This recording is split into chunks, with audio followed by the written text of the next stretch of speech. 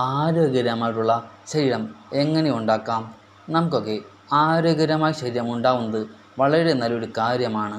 മനുഷ്യൻ്റെ ഏറ്റവും വലിയ സമ്പത്ത് എന്ന് പറയുന്നത് ഏറ്റവും നല്ല ആരോഗ്യമാണ്. നല്ല ആരോഗ്യമുണ്ടെങ്കിൽ മാത്രമേ മനുഷ്യർക്ക് സന്തോഷത്തോടെ ജീവിക്കുവാനും ജോലി ചെയ്യുവാനും ലക്ഷ്യങ്ങൾ കൈവരിക്കാനും കഴിയൂ. ആരോഗ്യം ലഭിക്കുന്നത് ഭാഗ്യത്താൽ മാത്രമല്ല, നമ്മുടെ ദിനചര്യയും ശീലങ്ങളും വഴിയാണ്.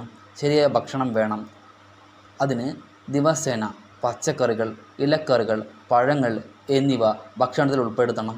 അരി, ഗോതമ്പ്, പയർ വർഗ്ഗങ്ങൾ എന്നിവ അധികമായി ഉൾപ്പെടുത്തണം. നമ്മൾ അധിക എണ്ണ, പഞ്ചസാര, പാക്കറ്റ് ഭക്ഷണം പരമാവധി കുറയ്ക്കണം. ഏറ്റവും പ്രാധാന്യമുള്ളത് കൃത്യമായ സമയങ്ങളിൽ ഭക്ഷണം കഴിക്കുക എന്നുള്ളതാണ്. അതും ദിവസേന മതിയായ അളവിൽ വെള്ളം കുടിക്കണം കേട്ടോ. ദിവസേന വ്യായാമം അത് നിർബന്ധമാണ്. ടെലിവിഷൻ, മൊബൈൽ എന്നിവയ്ക്ക് മുന്നിൽ ഏറെ നേരം ഇരിക്കരുത്. അത് അത്രയ്ക്ക് നല്ലതല്ല.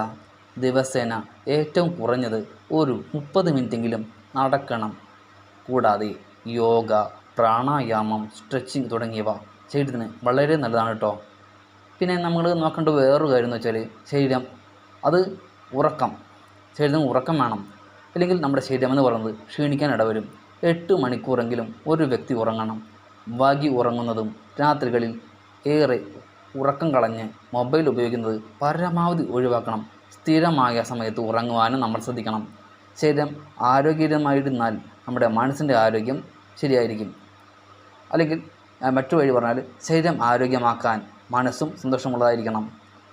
അമിതമായിട്ടുള്ള ടെൻഷൻ നമ്മൾ പരമാവധി ഒഴിവാക്കണം. അതിന് നമ്മളെ സഹായിക്കുന്നത് ധ്യാനം, പ്രാർത്ഥന, ശ്വാസ അഭ്യാസങ്ങൾ മുതലായവ നമ്മുടെ മനസ്സിനെ ശാന്തമാക്കും. ഇഷ്ടമുള്ള സംഗീതം കേൾക്കുകയും ഇടയ്ക്കൊക്കെ നമുക്ക് ഇഷ്ടപ്പെട്ട നല്ല പുസ്തകങ്ങൾ നമ്മൾ വായിക്കണം. നല്ല ആളുകളുമായിട്ടുള്ള സംസാരങ്ങളും സഹവാസങ്ങളും വളരെ ഗുണകരമാണ്.